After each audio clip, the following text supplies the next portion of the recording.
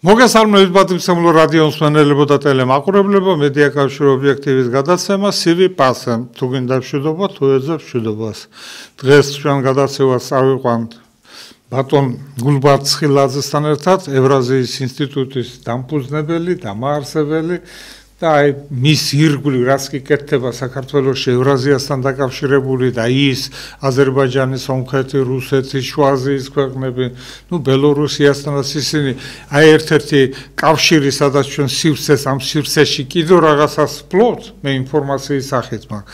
ეს ბატონი გულბართის დამსახურება არის.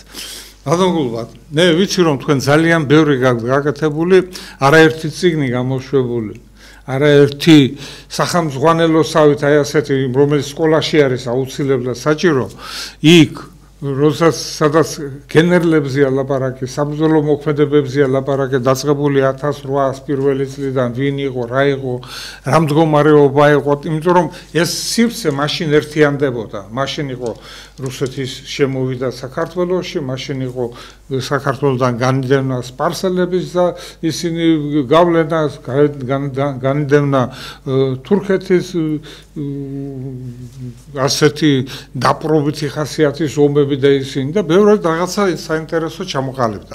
მე მინდა დღეს ჩვენი გადაცემა ესეთი მას წავიყვანოთ რომ აი ეს სივრცე მინდა რომ თქვენ შეეხოთ აი რა იყო რუსეთ საქართველოს აი ერეკლე მეორეს მიერ მიღებული ეს გადაწყვეტილება ტრაქტატი რომელიცაც ესე იგი ჩვენ რუსეთთან ერთად შევძელით ჩვენი ტერიტორიული რაღაც ნაწილის მთლიანად არა რა თქმა უნდა მაგრამ იმ ნაწილის შემოერთება და შემდეგ დასვა აი ეს რა იყო და ეს იყოს უფრო სასარგებლო თუ უფრო არ იყო მაგალითად იმდენად სასარგებლო და აი ჩვენ ბევრი ხო დღეს რაღაცას ლაპარაკობთ ჩვენ სუვერენიტეტი დავკარგეთ ენა დავკარგეთ რაღაცა დავკარგეთ თუმცა მე და თქვენ ამას ვერ ვზნობთ რომ ჩვენ ენა დავკარგეთ და აი დღესაც ლაპარაკობთ და განათლებას ვზღობლობთ ამ ენად და შემდეგ მაგალითად როდესაც უკვე აი დსთ-ს აი საბჭოთა კავშირი შეიქმნა ამ საბჭოთა კავშირში საქართველოს უფრო მეტი მიიღო თუ უფრო მეტი წააგო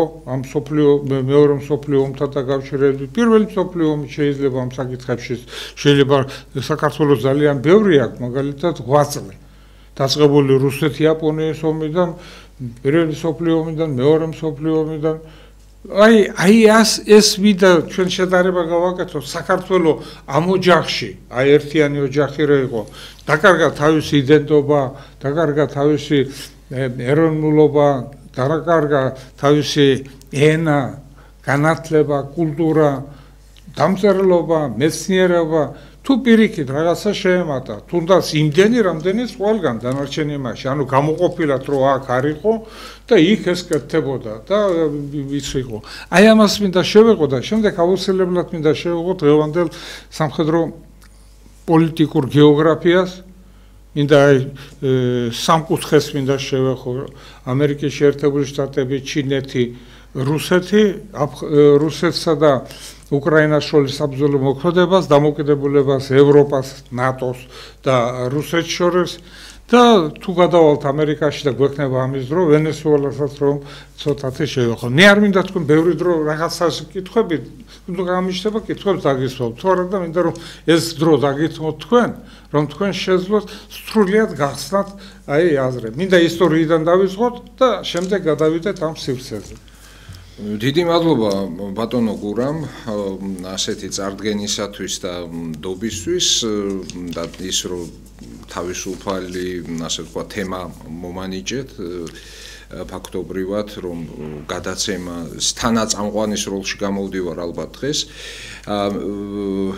და მივესალმები რა თქმა უნდა ობიექტივის რადიო მსმენელსა და ტელემაყურებელს ის რაც უზარმაზარი მოცულობის თემა არის თქვენ ისე კარგად დასვით რიტორიკულად ეს კითხვები რომ თავად თქვენი კითხვები გარკვეულ პასუხებს შეიცავს უკვე ხო აქ ადამიანს ძალიან დიდი დაეჭვების საფუძველი არ კონდეს მით უმეტეს ეს თემები მრავალჯერ განგვიხილავს თქვენთანაც ამ სტუდიაში საერთოდ იმ წიგნებში თუ პუბლიკაციებში და ვიცით ჩვენ რომ ისტორიიდან და ძალიან მარტივი გასაგებია ეს, იმიტომ რომ პირდაპირ წყაროები არსებობს, რომ რამდენი იყო ქართველი დარჩენილი საერთოდ მე-18 საუკუნის ბოლოს და რა ვითარებაში მოხდა ის, რომ აი რაც თქვენ ბრძანეთ, დღეს რო ქართულად ვლაპარაკობთ, რო ვართ მართლმადიდებელი რწმენის ძირითადი ნაწილი ქართველობისა და საერთოდ რომ ვარსებობთ ფიზიკურად. ეს მოხდა სწორედ იმ გადაწყვეტილებებით, რაც ერეკლე მეფე მიიღო, მაგრამ ეს არ იყო ცარიელ ადგილზე მიღებული, ხო? ამას წინ უძღოდა საუკუნეები, რამდენიმე საუკუნე ქართლ-კახეთის სამეფოების მხრიდან მოსკოვის და შემდეგ უკვე რუსეთის იმპერიისადმი თხოვნის და დახმარების შესახებ გაგზავნილი წერილები, ურთიერთობები, რომლებიც არსებობდა ეს დიპლომატიური ურთიერთობები და მუდმივად მოდიოდა მხარდაჭერა. რაც უფრო ძლიერდებოდა რუსეთი სამხრეთის მიმართულებით, მით უფრო ძლიერდებოდა ეს მხარდაჭერა. და ბოლოს მოხდა ისე, რომ ერეკლე მეფე, რომელიც იყო სხვათა შორის ძალიან მოქნილი დიპლომატი და მას, ესე იგი, ლავირების დიდი საშუალებები ჰქონდა კავკასიაში, იმავე სპარსეთთან ურთიერთობებში, გნებავთ ოსმალეთის და სხვა მიმართულებით, მან თითქოს აი ესეთი ნაბიჯი გადადგა დიპლომატიურად წამგებიანი, რომ რუსეთთან მოახდინა ამ ხელშეკრულების გაფორმება, რომელსაც ქვია ტრაქტატი და ვიცით გეორგიევსკის ტრაქტატის სახელით. რატომ წამგებიან? იმიტომ რომ ამან გამოიწვია დიდი ვნებათაღელვა ყოფილ და ჯერ კიდევ სიუზერენებს შორის, აღმოსავლეთ საქართველოს ასე ვთქვათ პატრონად და ბატონად იყო სპარსეთის იმპერია, დასავლეთ საქართველოსი ოსმალეთის იმპერია. არც ერთ ამ ძალას არ აწყობდა მათზე უფრო განვითარებული და ძლიერი ძალის რუსეთის იმპერიის შემოსვლა ამ სივრცეში, როგორც უკვე მფარველისა, საქართველოს აღმოსავლეთი ნაწილის მფარველისა და ამას მოყვა დიდი წინააღმდეგობა და გარკვეულწილად ჩვენ ვიცით, რომ ამ ტრაქტატის შემდეგ უკან დახევა მოუწია ერეკლესაც, რუსეთსაც ნაწილობრივ, თუმცა ეს პერიოდი მძიმე, მაგრამ მოკლევადიანი იყო. და რომ არა კიდევ აი ეს შიდა აშლილობაში და ღალატი და მთელი რიგი მოუწესრიგებლობები, რაც ცნობილია ისტორიიდან და მე ამაზე უბრალოდ ყურადღება გავამახვილე კიდევ ერთხელ ჩემს წიგნში, რომელიც ბოლოს გამოვიდა. მე-19 საუკუნე რუსეთი და საქართველოს რუსეთის იმპერიის შემადგენლობაში ამ დასახელებით წელს გამოვიდა და გადადგა რადიკალური ნაბიჯი უფრო ერეკლემ და შემდეგ მისმა კანონიერმა მემკვიდრე გიორგი მე-12, რომელმაც პირდაპირ გადაულოცა და არყუის ლერმონტოვი, როდესაც ამას ახსენს თავის პოემაში, გადაულოცა თავისი სამეფო რუსეთს. ერთადერთი პირობა იყო იქ, რომ აი მეფობა ჩემ შვილს დავითს შეუნარჩუნდეს და ესეც იქნებოდა ნომინალური მეფობა, რომ არის სამეფო ტახტი აქ და ის არანაირი ძალა არ ექნებოდა, მაგრამ გამომდინარე იქედან, რომ იყო ურთიერთქიშპი და ეს აურაცხელი შვილები ერეკლესი უკვე დარეჯან დედოფალი თავისი შვილების ინტერესებს ლობირებდა, ხო? და აქედან გამომდინარე ფაქტობრივად ქვეყანა დადგა სამოქალაქო ომის წინაშე, შიდა ომის წინაშე, ქართლ-კახეთის სამეფო. და სწორედ ამან განაპირობა რუსეთის მხრიდან, სამეფო საიმპერატორო კარის მხრიდან, სადაც იყო განჟა და სერიოზული ანალიზი ამ ვითარების, რომ ღირს თუ არა მივიღოთ საერთოდ, ჩვენ გვაწყობს თუ არა და დიდი კითხვის ნიშნები იყო რუსეთის ხელისუფლებისთვის, რომ საქართველოს, აღმოსავლეთ საქართველოს მაშინ მიიღოთ თავის უშუალო შემადგენლობაში, იმპერიის შემადგენლობაში და სწორედ ამიტომ გაუქმდა ეს სამეფოც.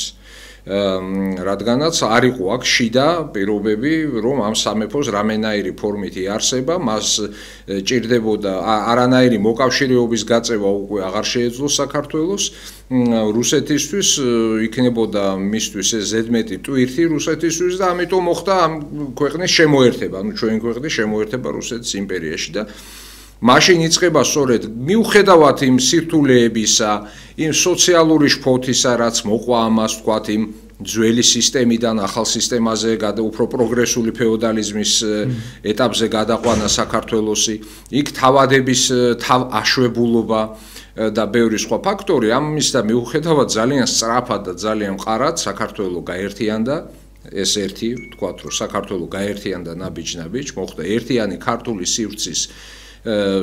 სივრცე შორის საზღვრების და აი ამ პატარა მეფუკების და თავადების და ამათი მოშლა და შეიქმნა ქართველი ერი, თანამედროვე, რა თქმა უნდა, ქართველი ერი არსებობდა როგორც ასეთი, მაგრამ თანამედროვე ქართველი ერთიანი ერი შეიქმნა სწორედ ამ პირობებში.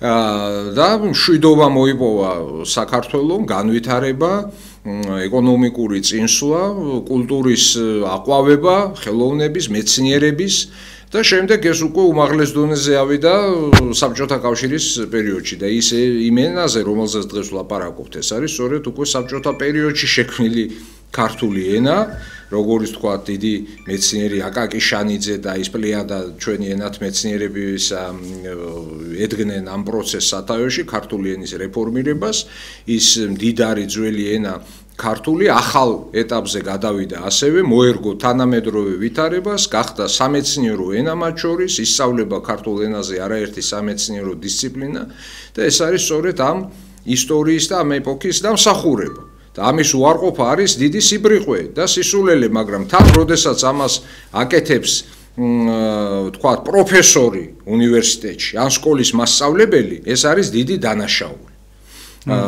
და ეს არის ახლა ფაქტი, მე მომწონს, არ მომწონს, ამაზე ლაპარაკი არ არის. და ვერც ვერავინ გვეტყვის ჩვენ რომ რამეს თუ პროპაგანდისტობას დაგვწამებენ, ჩვენ ვართ სიმართლის პროპაგანდისტები. სიმართლეს უნდა პროპაგანდის გაწევა. და თვითონ არიან სიცრუის პროპაგანდისტები. განსხვავება ხომ არის ასე რომ ეს ისტორია ძალიან მოკლედ თუ რაღაცა ფორმულაზე დავიყვანთ ამას არის სწორედ ის რომ საქართველო გადარჩა, გაერთიანდა, ერი ასე ვთქვათ გამრავლდა და ყველანაირი პირობა შეიქმნა. აი 1800 პირველ წელს, ну ისე მიახლოებით მაინც რა ტერიტორია გქონდა ჩვენ?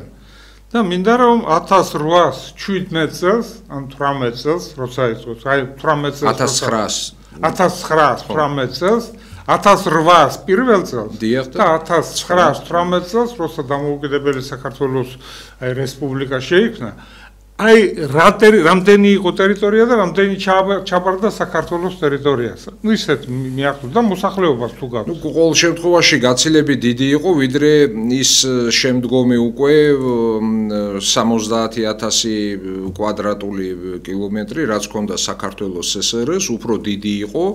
26,000 იყო 1800 პირველ წელს. დიახ, შემოდიოდა ამაში უკვე ნუ ახლა 1800 პირველ წელს ერთიანი არ იყოს საქართველო. იყო სამეფოები, ეხლა აღარ მახსოვს ზუსტად კვადრატულობაში რამდენი იყო, მაგრამ დაახლოებით რის ხარჯზე იყო უფრო დიდი, თქვათ, ქართლ-კახეთი, რომ ჩრდილოეთ სომხეთი ეკუთვნოდა ქართლის სამეფოს, კახეთს ეკუთვნოდა ჰერეთი, რომელიც დღეს აზერბაიჯანშია, ის ჩრდილოეთ სომხეთშია, მაგრამ დიახ, საინგილო, მაგრამ არ ეკუთვნოდა საქართველოს საერთოდ ჯავახეთი და სამცხე. რა აღარ ვამბობ, აჭარა და ტაო-კლარჯეთი ხო საერთოდ უკვე ის იყო ფანტასტიკის სფეროში, ხომ? და აი ამ ასე ვთქვათ, შემდეგ მოხდა ამის გათანაბრება. ეხლა საზღვრების მიხედვით რო ვთქვათ, საქართველოს ის კი არა რომ ტერიტორიები მოიმატა თუ დაიკლო, ეს არის მთავარი, არამედ ის რომ იმ ტერიტორიებზე საქართველოს შეიქმნა, რაც ადრე არ იყო, ხო? იყო სამეფო, სამთავროები, რომლებიც იყო ყველა ვასალი.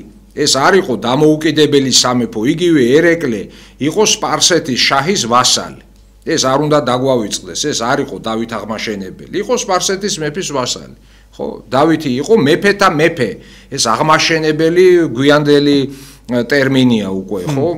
ასე ვთქვათ, რომ ხოტბის შესასხმელი, მაგრამ ნამდვილი და რეალური ეს იყო მეფეთა მეფე დავითი. ეს როდესაც მან უარი თქვა უკვე ამ ბიზანტიურ ტიტულებზე, თუმცა ესეც ჩემთვის პირადად ესეც საკითხავია, რამდენად სწორი იყო თუ კარგი იყო, მაგრამ მე ახლა ხო ვერ ვასწავლი აქედან დავით ახლა შენდებოც არა ჩვენი ვაი ექსპერტები ვით ახლა ერეკლეს რო ჭკუას ასწავლიან აქედან.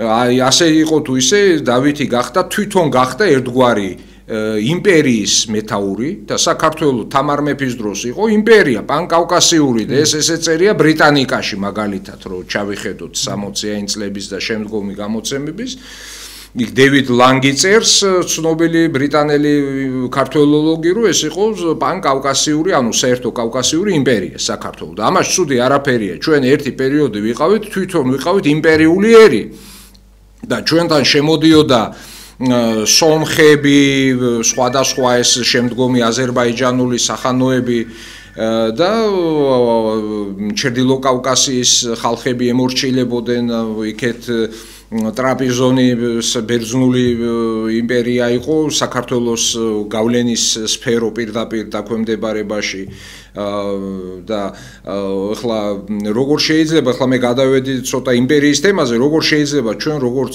იმპერია როგორც ასეთი ვიყოთ წინააღმდეგი იმიტომ რომ იმპერია შეიძლება დადებითი მოვლენაც იყოს არა მხოლოდ უარყოფითი და სხვადასხვა ტიპები არსებობს იმპერიის, ესე ვთქვათ და ჩვენ ვიყავით იმ პერიოდში მე-11, მე-12 საუკუნე და მე-13 საუკუნის დასაწყისში ვიყავით ძალიან პროგრესული იმპერია და რუსეთიც ჩვენთვის იყო პროგრესული, იმიტომ რომ მიუხედავად იმისა, რომ ჩვენ თუ ვიტყვით, რომ ბრიტანეთის იმპერია უფრო განვითარებული იყო რაღაცა თქვათ პარამეტრებით ტექნიკურად დაუშვათ ხომ, ვიდრე რუსეთი. ბრიტანეთის იმპერია იყო ჩაგვრელი პირდაპირ კოლონიური სახელმწიფოები, კოლონიური იმეების, რა ქვია, ქვეყნების ჩაგვრელი იყო და ხალხები ყავდა პირდაპირ. სადაც კი იყო, ყველგან კოლონია ყავდა. ინდოეთი დააქცია მთლიანად. ის დიდ მონღოლთა თუ მოგულთა უпроსწორად იმპერია, რომელიც ინდოეთში არსებობდა, ისეთი რბილი ისლამის ტიპის სახელმწიფო იყო, უაღრესად განვითარებული, ტაჯ-ბაჰალი მაშინ შეიქმნა, ეს ცნობილი უზარმაზარი ძეგლი და უამრავი კულტურის ნიმუში. აი ეს დააქცია სწორედ ბრიტანეთმა, თავისი კოლონიალიზმით და ეპიდემიები, შიმშილი, რაც მანამდე არ იყო ინდოეთში. და ეს ახლა გონია ამ ხალხს დღეს რომ ინდოეთი სულ ასე იყო რომ ზედმეტი ჭარბი მოსახლეობა და ეს ამისგან იყო ეპიდემიები არ იყო ასე. აი სწორედ იმ კოლონიური პოლიტიკით და ყველაფრის მტაცებლობით რაც ბრიტანეთმა იქ ჩაატარა, იმიტომ დაიქცა ინდოეთი და მე წელში ვეღარ გასწორდა რამდენი ხანი. და ჩვენ ხო ასეთი საშინელება არ გავგვივლია რუსეთის იმპერიის შემადგენლობაში. არა, რა თქმა უნდა, პირიქით როყიდენ იმას მონებად ხო, ნუ აღარ შეუდგები ახლა ტყვეს სყიდვას და დიახ, ქობულეთი, ახლა რო კურორტია და ზღვა და ის ასოცირდება სუფთა ჰაერთან. მაშინ იყო მოვერანებული, ვერანი ისეთი გაუდაბურებული ადგილი, სადაც მონათა ბაზარი იყო. ქუჩუქსუ ბრალე წყალი ასე ერთხელ ქობულეთი. ხო და იქ დღესაც აი ბატონო გულბა, მე რა მინდა ახლა რუსეთი. ესეთ რუსეთის იმპერიამ მაინც შეინარჩუნა ენა, შეინარჩუნა ერი, შეინარჩუნა ტერიტორიები და 1918 წლის საქართველოს უკვე ამ რუსეთის იმპერიიდან გამოყოფის 115,000 კვადრატულ კილომეტრს შეიცავდა.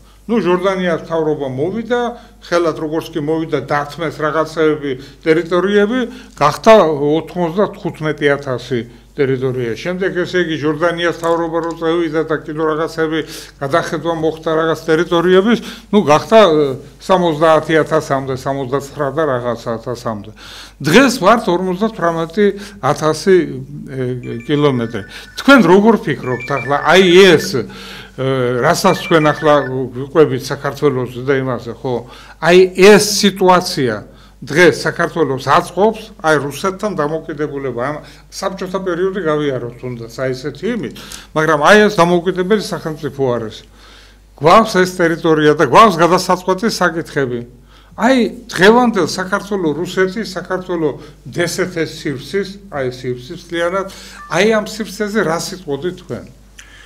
ჩვენ როდესაც 91 წლის ბოლოს უარი ვთქვით ოფიციალური ხელისუფლება მაშინდელი ვინც იყო უარი თქვა DST-ში შესვლაზე და ასე ვთქვათ ეს გაიგივებული იყო რომ თითქოს რაღაც ახალ იმპერიაში შედიოდა საქართველო მაშინ როდესაც ყველა შევიდა ამ გაერთიანებაში ბალტიისპირეთის გარდა და ბალტიისპირეთს სხვა სასტარტო შესაძლებლობები ჰქონდა სხვა კონტექსტში იყო მთლიანად ეს რეგიონი ჩვენ დავრჩით საერთოდ ამოგდებული კონტექსტიდან ამან გამოიწვია სწორედ აფხაზეთის პრობლემა და ის რომ რუსეთი აფხაზეთის საკითხში მაინც კარგად არ იყო საქართველოს მიმართ განწყობილი. ელცინის ხელისუფლება მაშინ, მაგრამ იმიტომ რომ ელცინის ინიციატივა იყო ეს DST, ხო, კრავჩუკთან და შუშკევიჩი იყო მაშინ ბელარუსის უმაღლესი საბჭოს თავმჯდომარე იყო, ის პრეზიდენტი არ იყო და აი ამ სამა სახელმწიფომ შექმნა და თანადამფუძნებლები გახდა ყველა დანარჩენი, აი როგორც თქვი, ბალტიისპირეთის ქვეყნების გარდა ყველა ყოფილი საბჭოთა რესპუბლიკა. იქ აზერბაიჯანს ცალკე პოზიცია ეკავა, მაგრამ ისიც იყო ასოცირებული წევრი ამ გაერთიანებისა. და საქართველოს საერთოდ დარჩა როგორც თქვი კონტექსტის გარეშე. და მივიღეთ კიდეც ის რომ საბოლოოდ ჩვენ ეს აფხაზეთის სიტუაცია წავაგეთ, თუმცა არ უნდა წაგვეგო ჩვენ ეს. არ იყო იქ წასაგ მიუხედავად იმისა რომ ჩვენ არ გვყავდა მაშინ ისეთი ორგანიზებული ჯარი და შიდა დაპირისპირება იყო ქართველები ერთმანეთს ესროდნენ, ხო, იყო ეს ამბავი, მაგრამ მიუხედავად ამისა არ იყო იქ წასაგები ვითარება. ჩვენ დაგღუპა აი ამ შინააშლილობამ ერთი და მეორე ის რომ რუსეთთან არ გადაიდგა ეს ნაბიჯი და DST-ში მერე შევედით უკვე, როდესაც სოხუმი დაეცა. და აქ დადგა ქვეყანა უკვე სერიოზული სამოქალაქო ომის საფრთხის წინაშე. აი მერე მიიღო გადაწყვეტილება ედუარდ შევარდნაძემ რომ შევიდეთ. უკვე გვიანი იყო. მაგრამ ნუ ხა თვითონ დაემუქრა საფრთხე და ამიტომ მერე კი, მაგრამ ის აფხაზეთი თურმე შეიძლებოდა რომ გაწირულიყო ამ ყველაფრისთვის. აი 2008 წლის იმაზე რას ერთვეთ თქვენ? 2008 წელიც მე მაშინ თქვი, როცა ეს საშიში იყო ამაზე ლაპარაკი. და აქ დამალული იყო ხალხი და ეს მაშინ თქვი მე რომ ეს დაიწყო სააკაშვილმა. რა თუნდა ახლა რომ გამოდიან ეს ისენი ბობოლა ქოცები და უკვე გათამამებულები ხო რომ ის მიშა გამოტვინდა ბოდიშვიხტი და იმაში ზის და უკვე ხო ჭერზე დადის ქუსლებით ხო ეხლა რომ ლაპარაკობენ მე მაშინ ლაპარაკობდი და თქვენ და ჩვენაირი რამდენიმე ადამიანი მაგრამ ეს ახლა ვის აინტერესებს საერთოდ კი ბატონო მოდი ვთქვათ რომ ჩვენ რა უნდა გავაკეთოთ ამ ვითარებაში ეხლა მე რა მინდა ბატონო გურამ თქვა კი ამას წინათ მე დავწერე მაგრამ ის ეხლა რაღაც დავწერე ამას ჭირდება მაინც კიდევ შეხსენება და გამეორება რომ რუსეთთან ერთად ჩვენ დღეს ვართ ფაქტობრივად ერთ ხატოვნად თუ ვიტყვით ერთ ნავში ანუ ერთ კონტექსტში ერთ მხარეს ჩვენი ვითარებით რატომ ახლა აი შეხედეთ ბალტიისპირეთი განსაკუთრებით დღეს ლატვია ესტონეთი რა პროცესებია იქ რუსული და რუსულენოვანი მოსახლეობის მიმართ მიდის მათი დისკრიმინაცია ამდენი 10 წლეულია ხო გავიდა საბჭოთა კავშირის დასაშლის შემდეგ უმეტესობას შეიძლება ითქვას არც მისცეს მოქალაქეობა და ესე იგი ის ხალხი იქ ცხოვრობდა იქ დაბადებული გაზრდილი ხალხი და აი შეიქმნა ეთნო-ნაციონალისტური სახელმწიფოები ამ ბალტიის ქვეყნებისაგან და იქ დისკრიმინაცია მოხდა რუსული მოსახლეობის. რამეს ხომ არ გაგონებთ თქვენ ეს აფხაზეთთან მიმართებაში, რომ აფხაზებმა შექმნეს ეთნო-ნაციონალისტური, ასე ვთქვათ, კვაზი სახელმწიფო და აი ამ სახელმწიფოში მიდის დისკრიმინაცია ყველა დანარჩენის, ხო, პირველ რიგში ქართველების. მათ შორის რუსების. მათ შორის რუსების. ახლა ნახეთ, იქ სომხები ისე გაძლიერდნენ, რომ იმათ უკვე ბევრს ისე ვერ უბედავენ ისე, ხო, ხო. თან რუსეთთან მათ კავშირები აქვს და რუსეთის მეტი არიან ვიდრე აფხაზები. ხო. და ეხლა მოდი ვნახოთ. უკრაინაში რა მოხდა? ეს ამბები რატო დაიწყო საერთოდ 2014 წელს, რომ როდესაც მათ დაამხეს იქ უკრაინაში ეს იანუკოვიჩი, მეორე დღესვე გამოაცხადეს რუსული ენის აკრძალვის შესახებ, რომ ის კონსტიტუციის ის მუხლი უნდა გაუქმდეს, რომ აი რუსული რო არის ასევე სახელმწიფო მეორე სახელმწიფო ენა და უნდა იკრძალოს ეს იქ მერე რა მოხდა რომ სცემეს ყირიმელი რუსები რომლებიც იანუკოვიჩის მხარდასაჭერად იყვნენ ჩასულები კი და წავიდა უკვე ამან დიდი ის გამოიწვია მღელვარება რუსებში ყირიმში და დონბასი მერე აჯანყდა უკვე ხო იმიტომ რომ იქ ხალხი არის რუსულენოვანი იქ არის თავს აიგივებს აი ყოფილ საბჭოთა კავშირთან აი, როდესაც შემდეგ მოხდა ეს ომი თქვენ იცით ჩემზე უკეთ რომ იქ რამდენი იყო სტალინის პორტრეტიანი დროშები, წითელი დროშებით, ეს გეორგიევსკის ბახტის ხო, რომ მათ ანუ ფაშიზმს ეს იმან კი არ მოიგონა პუტინმა. თვითონ იმ ხალხმა თქვა რომ ჩვენ ვებრძვით ფაშიზმს. და ფაშიზმი მათთვის არის ის რომ უკრძალავ რუსულ ენას. აი როგორც ახლა ქართველებს აქვს აკრძალული გალში განათლების მიღება. არაძლევენ მოქალაქეობას მათაც ხო როგორც ბალტიისპირეთში. არაძლევენ ანუ მისცეს და წაართვეს მერე. ანუ რასაც უნდა იმაშვებიან ეს აფხაზი სეპარატისტები, ხო? და მე როდესაც ამას უხსნი რუსებს, რომ შეხედეთ, აი თქვენი და ჩვენი ვითარება ერთ-ერთში ჯდება. რომ ჩვენც ვართ ფაშიზმის მსხვერპლი, როგორც თქვენი თანამემამულეები ბალტიისპირეთსა და უკრაინაში არიან ფაშიზმის მსხვერპლი. ასე, როდესაც დაელაპარაკები რუსეთს, ის სხვანაირად გისმენს ის რუსი ადამიანი და რაც უფრო გავა ეს ფართოდ რუსეთში, ეს ასე ვთქვათ, დებულებები, მოდით ესე ვთქვათ, ხომ? მით უფრო უკეთესია საქართველოსთვის.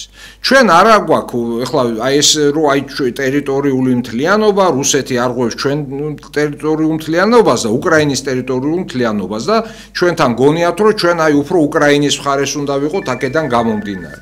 მაგრამ პირიქით არის ყველაფერი. იმიტომ რომ განსხვავდება იმ ომის მიზეზები, რაც იყო ჩვენთან და რაც არის დღეს უკრაინაში. ძირეულად განსხვავდება.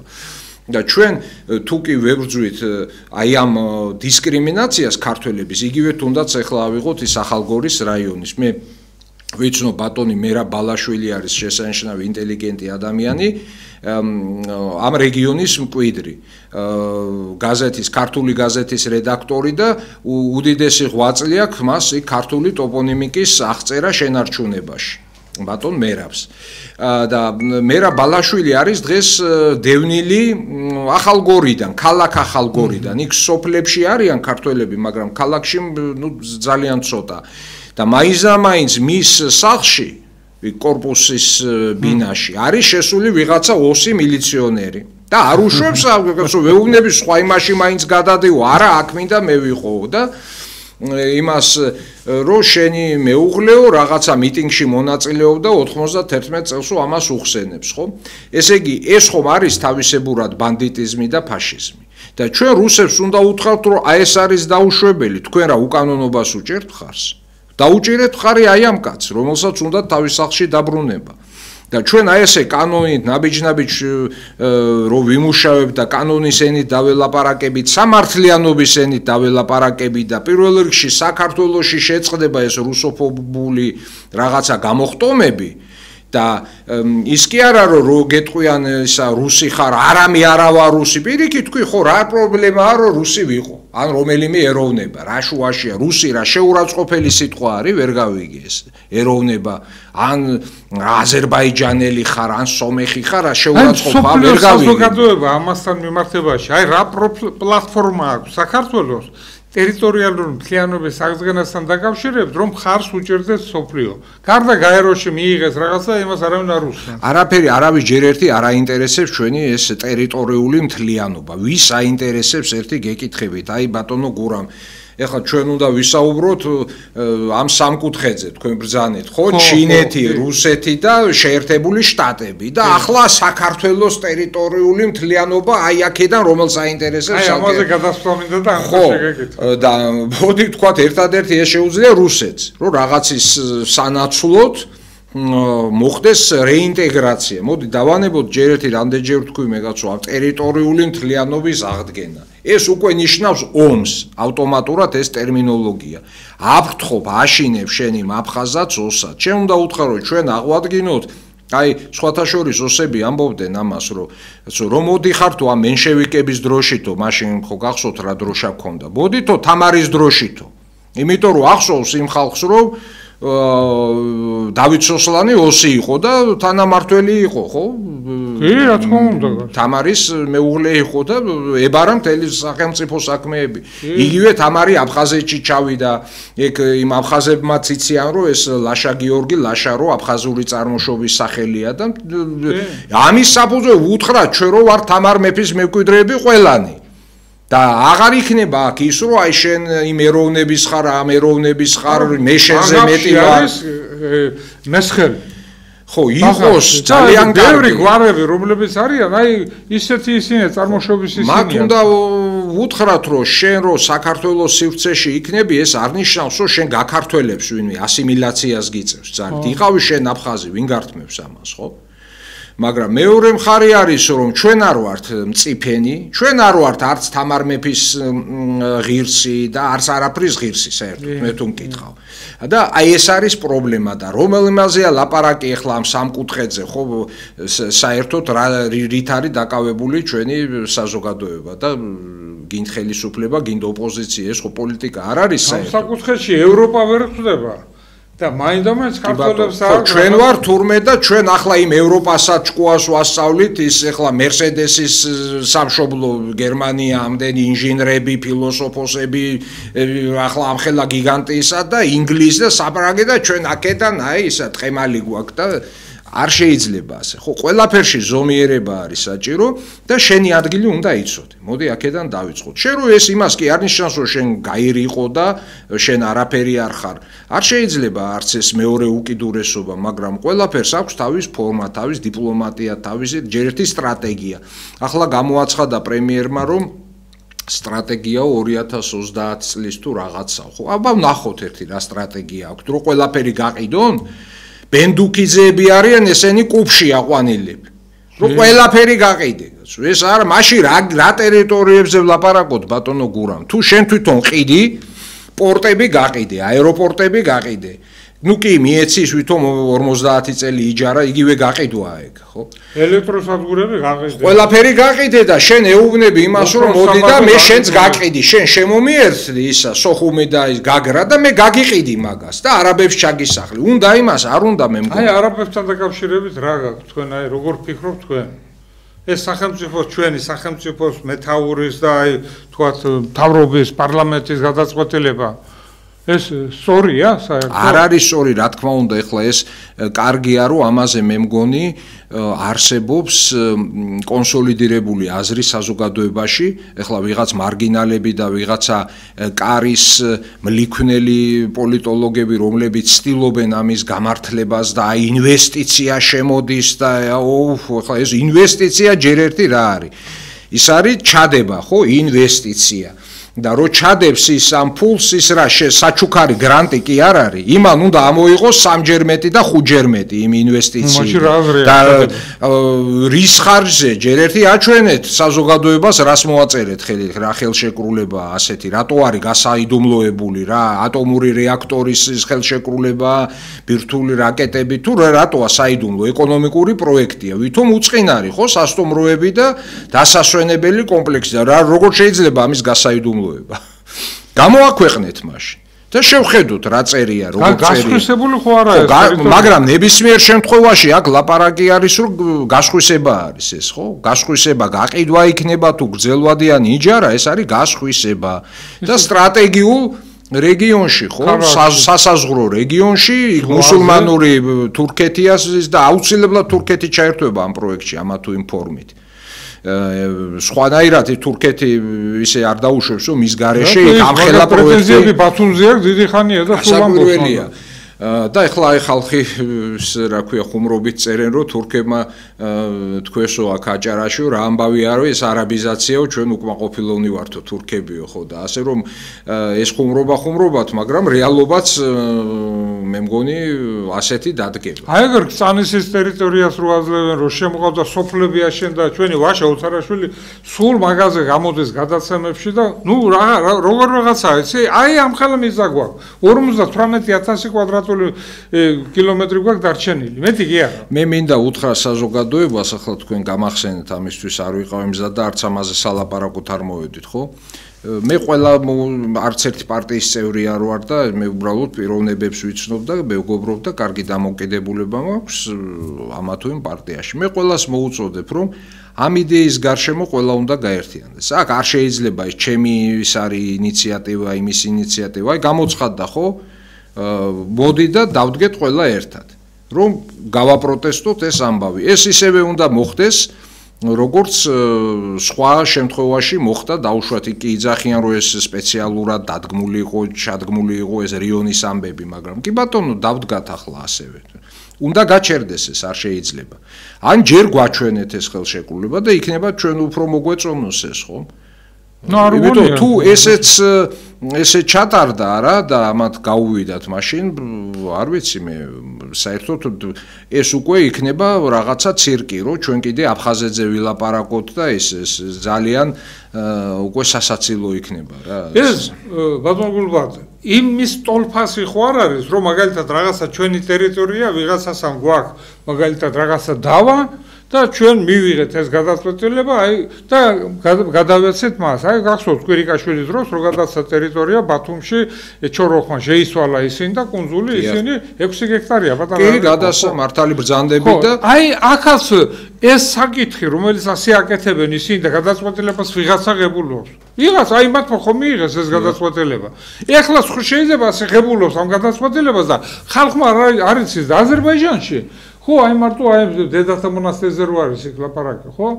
და გარეჯის იმაზე, კომპლექსზე. აი პირდაპირ კონსტიტუციაში შეიტანეს და ესე იგი მემორანდუმი უნდა ჩატარდეს იმაში, აზერბაიჯანში, ამ ტერიტორიასთან დაკავშირებით. ესე იგი ვერ, ხო, რეფერენდუმი უნდა ჩატარდეს, თუ გარეჯის საკითხზე არის ლაპარაკი. ის შეტანილია შიგნით და ესე იგი რომ მიიღონ ეს, ესე იგი კონსტიტუციაში არის შეტანილი, რომ ტერიტორიას ვერ გადააჭრა. აი თქვენ რას ფიქრობთ? აი ჩვენთან, აი აქ შეიძლება ეს მართლა მასია გასაკეთებელი. რატო არ გაჩვენებულები?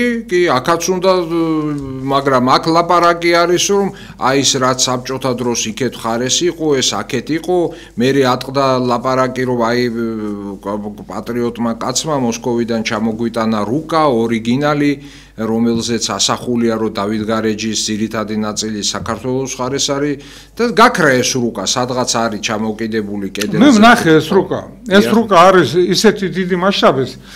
ჩემი საკანდიდატო დისერტაციის აკადემიაში თემა იყო топогеодезическое обеспечение мотострелковой дивизии в наступлении горно-лесистой местности. ანუ ტოპოგეოდეზია იყო, სად რა ისე თუ არ იყო მაგალითად იქ ნიშნები, артиллерия ვერ ისთვის თუ ვერ მოაბა პოზიციები და ისეთი, თუ ის არ არის, უნდა შექმნა ჯერ რუკა, სანამ ჯარები წავლენ და ამ საბრძოლო მოქმედებებში ჩაერთებიან. და ის რუკა მე წავიკითხე და ვნახე, ის არაფერს არ იძლევა. იქ საერთოდ აბრისები, რომელიც უნდა იყოს ყველა წერტილზე გაკეთებული და მისი კოორდინატები უნდა იყოს 1 მეტრზე არ არის იქ ლაპარაკი. იქ არის 10 სანტიმეტრზე ლაპარაკი. Pogrešna 10 სანტიმეტრა. არ უნდა იყოს ის მეტრი და ის არ არის ის რუკა რომელსაც ისინი ამბობენ 30 იმის მეფის რუსეთის დროს გაკეთებული მაშინ არ იყო ეს ყველაფერი და გავლილი იყო უბრალოდ ხაზი და სად რა ხდებოდა ის არ იყო და თქვენ როგორ ფიქრობთ ახლა ამ ხრივ დემილიტაცია და ეს ჩასატარებელია ხო სახელმწიფოთა შორის ეს ხელშეკრულება არის დასადები და დასაზომია და მისაღებია ამის გადაწყვეტილება ჩვენ იქ დავთმეთ, იქ სომხეთის საზღვარზე იქ დავთმეთ. ყველგან ყველაფერი იქ რა ქვია დალის ხეობა დავთმეთ იქ აფხაზეთზეა ლაპარაკი. ყველაფერი დათმეს რა ეხლა იმას ეხლა გახარიასთან მოსადავებელი მეტი ვერაფერი ნახეს იმ ჩორჩანას გარდა, ესე იგი რა გამოდის რომ იქ რო პოსტი ჩადგა ამან ეს არ შეიძლებოდა. და ეს სულელია მე თუ შემეგეთქება ხო რას ნიშნავს რომ შენ ტერიტორია არ არის თუ რატო არ შეიძლებოდა ეხლა იმის რეაქცია ამან გათვალა თუ ვერ გათვალა თუ ეს სხვა ამბავია რომ მეორე მხარის რეაქცია რა იქნებოდა მაგრამ შენ ხო ამბობ რომ ეს შენ ტერიტორია ეს ხო იქ არ შეჭრილა ძალი დადგა ჩვენს კონტროლირება ტერიტორიაზე საგუშაგო და ამან გამოიწვია რაღაცა პროცესები ცუდი ეს გავიგეთ იქ ადმინისტრაციული საზღვარი ხო, საზღვარი რომელიც იყო. აი ეს საზღვარი არ უნდა ყოფილიყო მიღებული, როგორც ეს რა ქვია, სახელმწიფო საზღვარი, როგორც მაგათ უნდა. კი ბატონო, ეს გასაგებია, მაგრამ მე ვამბობ აი კონკრეტულად იქ რო ჩადგა, ეხლა მე რო თქვათ იქ გავიარო სადღაც, შეიძლება იმაზეც კონდეს ვიღაცას რეაქცია იქედან და რაღაც გადმოწიოს ისა და დაიპყროს და ამიტომ მე აღმოჩნდა უნებური დამნაშავე, მაგრამ ეს იმას ხო არ ნიშნავს, მე რო იქ გავიარე, რომ ეს საქართველოს ტერიტორია არ არის. ამიტომ თქვენ რო თქვით ეხლა ყველაფერი დაუთმესო, ვითომ რუსეთს ხო არ უთმებენ არაფერს, აი თუ არ უთმობენ. ყველაფერს უთმობენ, ოღონდ მათ არ შეეხოთ არაფერში. აი აფხაზეთში არის სოფელი, რომელიც საზღვა დვალეთთან არის იქ ისინი ჯიქიები, აი გვარი ჯიქია, აი ისინი არიან, იქ ისინი აფხაზებია ძველი წარმოშობით. აი იქ ჯიქეთი რო იყო, ხო? იქ არის სოფელი, რომელსაც გზა და ისინი აღარ აქვს, ახლა რაღაცა წყალი თუ არ ვიცი რა მოხდა იქ დინარი თუ რაღაცა ჩამორეცხა და ისინი დადიოდნენ რუსეთის ტერიტორიაზე, შედიოდნენ აფხაზეთის ტერიტორიაზე, სოფელი აფხაზეთისა. შედიოდნენ რუსეთის ტერიტორიაზე და შემდეგ შემოდიოდნენ აფხაზეთში. ეხლა აფხაზეთის სამთავრობა მიიღო გადაწყვეტილება, რომ ეს სოფელი გადაეცათ რუსებისთვის. ხო წარმოგიდგენიათ, ახლა რამხელა ის მიდის ამ იმაზე, ამ ტერიტორიის იმაზე და ქართულმა მხარემ ვითომც არაფერი. დიახ, არც აი ეს ისინი, რა ქვია, შენი რო არის ეს და იბრძოლო უნდა ყველა მეძზე და ყველა გოჯზე, ამაზე არ აქვს მაგათ ისინი ორიენტირება სახელმწიფოს. ბატონო გურამ, ჩემთვის ძალიან ესეთ ახლა არ დავაკონკრეტებ წარმომადგენლობით დიპლომატს რუს ნათქვამი აქვს. რომ ჩვენ მოვთხოვეთ ქართულ მხარეს, აი სულ პრობლემაა, რომ ეს ოსურ-ქართული კონფლიქტის ზონაში სად გადის ეს ადმინისტრაციული ხაზი. ნუ ჩვენ ვამბობთ, რომ ეს არ არის სახელმწიფო, კი ბატონო, მაგრამ ის ადმინისტრაციული სად გადის. მოგვეცით რუკები, რომ ჩვენ იქ არ ჩავდგათ, არ შეგვეშალოს და თქვენ მხარეს არ გადმოვიდეთ და არ შევქვნათ არა ეს რატომ უნდა გავაკეთოთ? ხო, არა რატო უნდა გავაკეთოთ, რომ ის მაინც დგამს ბატონო გურამ. ხო? ის მან ჩადგავს იმ ტერიტორიაზე, მან რო არ ჩადგავს. უნდა ჩავდგათ ჩვენ შაგუშაგო და რაღაცა. კი ბატონო, ან რაღაცნაირად ამას ხო უნდა დალაპარაკება, ხო? ამას გაკეთება. ომი არ გვინდა. ჯერ ერთი არ გვინდა კი არა, არც შეგვიძლია. მოდი ესე ვთქვათ, ხო? დღეს რა საშუალებები აქვს საქართველოს, რომ რაღაცა ძალისმიერი ოპერაცია ჩაატაროს? არაფერი, ხო? არაფერი. ხო, ომი თუ არ შეგვიძლია და არ გვინდა ეს კარგია და მივხვდით იმას, რომ ჩვენივე ტერიტორიაზე თუ ვიომებთ, არ გამოვა არაფერი, ხალხი დანაშაული აქამდე მივედით. მაშინ გეუბნება ის ხარე, რომ დამელაპარაკე მაჩვენე რა გინდა შენ, როგორ გავაკეთოთ. ამას არ ელაპარაკები. ხო.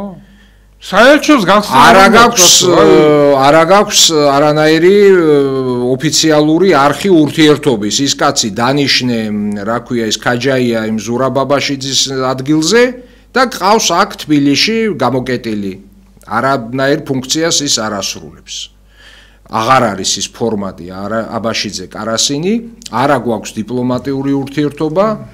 და ჟენევაც გონი რამდენი ხანია არ შეკრებილა, ხო? დიდი ხანია, ძალიან. და თან ის არც იყო პროდუქტიული და ის ძალიან ესეთი არა, იქ პროდუქტიულობა მხოლოდ ზურაბაშიძის დონე ჰქონდა მას და ამიტომ მას ცემდნენ პარტიებს და რაღაცა კეთდებოდა. და მას ჰქონდა სტატუსი, რომ უშუალოდ იყო პრემიერ-მინისტრის წარმომადგენელი აი ამ ეკონომიურ საკითხებში და იმ ფარგლებში იყო რაღაცა გავლენა და ეს პროდუქცია ის რომ მოიხსნა ემბარგო რუსეთის მხრიდან ქართულ აი 5 წუთი დაგჭა 4 წუთი და მინდა აი ბოლო კითხვა მინდა ესაქმნა თქვენ როგორ ფიქრობთ აი დესერტესთან დაკავშირებით საქართველოს რო გამოვიდა იქიდან უფრო წააგო თუ უფრო მოიგო წააგო რა თქმა უნდა ქართული პროდუქცია მოექცა არაკონკურენტულ ვითარებაში იმავე ჩვენ მეზობლები აზერბაიჯანის სომხეთის პროდუქციასთან სოფლის მეურნეობა პირველ რიგში მაგრამ არა მარტო სოფლის მეურნეობა ყველანაირად საქართველოს არის ამ ხრივ წაგებული იმიტომ რომ იქ ერთიანი ტარიფები, ერთიანი წესები და ეს საქართველოს არც ერთ იმ ორგანიზაციაში არ არის დღეს, სადაც არის რუსეთი ან სხვა ყოფილი საბჭოთა რესპუბლიკები. ეს იქნება DST, ეს იქნება ევრაზიული ეკონომიკური კავშირი, იქნება შანხაის ორგანიზაცია, სადაც თქვა ჩინეთია და ეხლა ჩვენ რო ჩინეთთან ვავითარებთ ურთიერთობას, არც ერთ ორგანიზაციაში არ ვართ, სადაც ჩინეთია. ხო? ნუ BRICS-ზე ზედმეტია ლაპარაკი იქ ჩვენ თქვათ ძალიან მსუბუქი, ასე ვთქვათ, კი, მაინც მიიღო, მაგრამ შანხაის ორგანიზაციაში რატომ არ გვინდა მაგალითად რომ წარვადგინოთ? არა, მე ვიცი რა. რა, ნუ ევრაზიაში არ გვინდა, იქ არ გვინდა, აბა რა გვინდა? ევროკავშირზე ახლა იძახიან არ გვინდაო და ისა და უკეო აღარ გვინდა. აი, კიდევ ერთი წუთი დაგჭა თუ ორი წუთი და მინდა ერთი კითხვა ჩვენ აი თქვენ რას ფიქრობთ? აი საელჩო ჩვენი უნდა იქ გაკეთდეს და საერთოდ დანაშაული იყო თუ არა მისი გაუქმება. როდესაც ტალიავინის იმან მიიღო გადაწყვეტილება რომ საქართველოს დაიწყო საბრძოლო მოქმედებები, ესროლა ყველაფერი და მე ვარს ამბობს რა ვერტო შენ დაიწყე და შენვე ამბობ რაღაცაზე ვარს ესე რა გაუგებარი რა. ბატონო გურამ დააკვირდით ახლა 2014 წელს ხო ყირიმის ამბები მოხდა, იქ რეფერენდუმი ჩატარდა, რუსეთს შეუერთდა, მაგრამ უკრაინას არ გაუწყვეტავს. არა, ახლაც ფორმალურად დიპლომატიური ურთიერთობა აქვს საელჩოები გაყინულ მდგომარეობაში, მაგრამ არსებობს, ხო? ეს არ არის, ეხლა იმ უკრაინულ მხარესაც ამდენი ესმის, რომ ეს არაფერს არ მისცემს მათ, თორე გააუქმებდნენ, რა პრობლემაა. არც რუსეთს არ მისცემს არაფერს და უფრო წააგებს ამის ორივე მხარე, იმიტომ რომ ორივე მხარე მაინც მომავალზე ფიქრობს. და საქართველოს არ ფიქრობს. საკითხები, რომლებიც შეხების წერტილი რასაკვირველია. აი ტოლვილები, ჯარისკაცები, ტყვეები, გაზის ტრანზიტი მაგალითად, გაზის ტრანზიტი, ხო? ბევრი საკითხია იქ, რაც ერთობლივად გადასაწყვეტია და მიუხედავად იმისა, რომ ხოცავენ ერთმანეთს, გვერდს ვერაულიან ისინი. ბატონო, როგორც ყოველთვის ჩვენ დრო არ ყოფნით, ისე საინტერესო ხარ თქვენ ისტორიულად, ისე კარგად ღრმად ხართ მომზადებული და მინდა დიდი მადლობა გადაგიხადოთ და შევახსენოთ ჩვენს ტელემაყურებელს, რომ ჩვენი სტუმარი იყო გულდათ ცხილაძე, მეცნიერებათა დოქტორი, პროფესორი, ადამიანი, რომელმაც აი ამ ურთიერთობებში და აი ამ საქართველოს რეალურ ისტორიაში ძალიან ბევრი აქვს გაკეთებული და არაერთი წიგნი გამოშვებული, მე მაქვს ერთი წიგნი, კიდევ შემპირდა რომ აკადემიისთვის მინდოდა მე რაღაც წიგნები იმასაც მივცემ. დიდი მადლობა სტუმრობისათვის, დიდი მადლობა ყურადღებისათვის, კარგად ბრძანდებოდეთ.